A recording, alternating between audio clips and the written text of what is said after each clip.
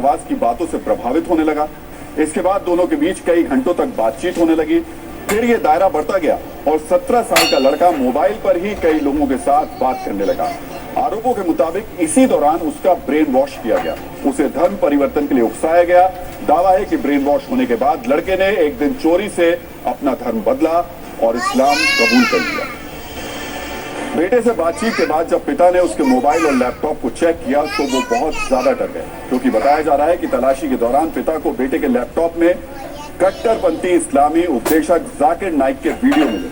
ये वही जाकिर नाइक है जो भारत में भगोड़ा है और युवाओं के दिमाग में जहर भरने का उस्ताद है। इसके अलावा लैपटॉप से इस्लाम से जुड़े कई धार्मिक जानकारियां भी मिली।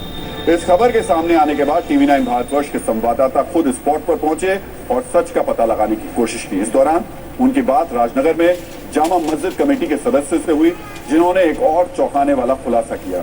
उन्होंने हमें बताया कि 17 साल के इस लड़के के साथ एक और हिंदू लड़का नमाज पढ़ने के लिए मस्जिद में आता था। मुंबई में जिस लड़के पर धर्म परिवर्तन करने के आरोप हैं, उसने इन आरोपों से इनकार किया है। इस पर हमने एक रील तैयार की है। उसके बाद सत्ता की कुछ ऐसी कुंजी खोली गई जो हर माता पिता के लिए एक बहुत बड़ा सबक है।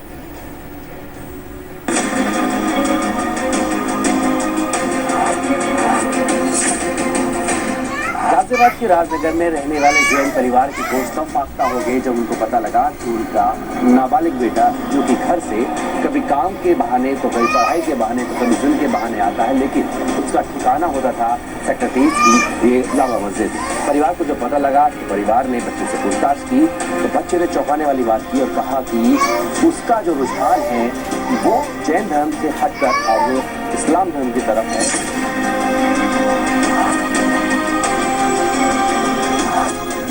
क्या नाम है आपका? तो उसने जब अपना नाम नॉन मुस्लिम बताया तो उस बात से हम हो चुके रह गए और हमें लगा कि भाई ये तो आपका नाम तो मुस्लिम नहीं है, तो आप मस्जिद में क्या कर रहे हैं? कि नहीं, मैं यूट्यूब वगैरह चैनल देख करके और मैं प्रभावित हुआ हूँ।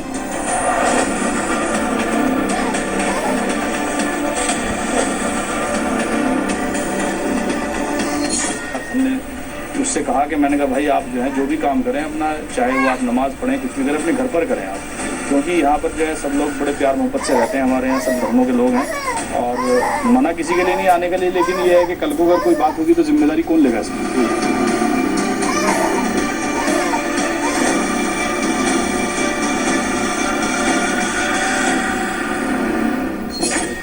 ऑनलाइन ऐप के थ्रू वो एक बद्दो नाम की डिजिटल आइडेंटिटी के संपर्क में आया था। उन्होंने उनका जब फ़ोन देखा तो उनको ऐसा लगा है कि उसने उनको इन्फ्लुएंस करके धर्मांतरण का प्रयास करा है। तो इसमें उन्होंने तहरीर दी थी, इसमें सरकारी पुलिस ने अभियोग पंजीकृत कर लिया।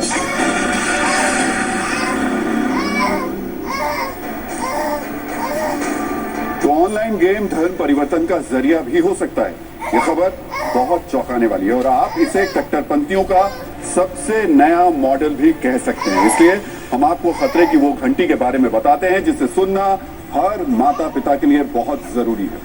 अगर आपका बच्चा ज्यादा समय इंटरनेट पर बिताने लगे तो आपको उस पर नजर रखने की जरूरत है। इसके अलावा जब बच्चा आपसे अपनी ऑनलाइन गतिविधियों को छिपाने लग जाए, जब अपने आसपास किसी को देखकर अचानक से अपने मोबाइल, कंप्यूटर या फिर लैपटॉप की स्क्रीन को बदल दे, मोबाइल, लैपटॉप या फिर इंटरनेट को बंद करने के बाद चिड़चिड़ाने लगे और गुस्सा दिखाने लगे, बच्चा हर वक्त गेम में ही डूबा रहे और गेम के बारे में ही बात करता रहे और जब वो हर काम में खुद को अलग रखने की कोशिश करने लगे, तो ये आपके लिए एक तरीके का अलार्म है जिस पर आपको तुरंत अलर्ट मोड में आ जाना चाहिए।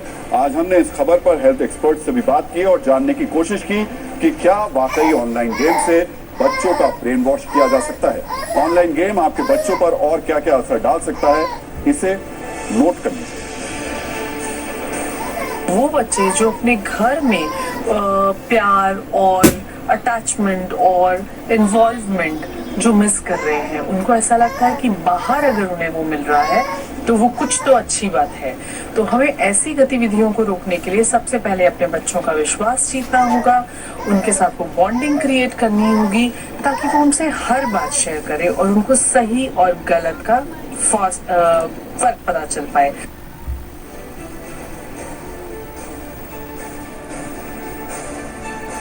आपका बच्चा हर वक्त ऑनलाइन गेम खेलता है, हर वक्त मोबाइल में डूबा रहता है या ऑनलाइन गेम खेलते खेलते उसके व्यवहार में किसी तरीके का बदलाव आ रहा है, तो माता पिता के लिए एक और जरूरी एडवाइजरी है। आपका बच्चा जो गेम खेल रहा है उसकी एज लिमिट चेक करें।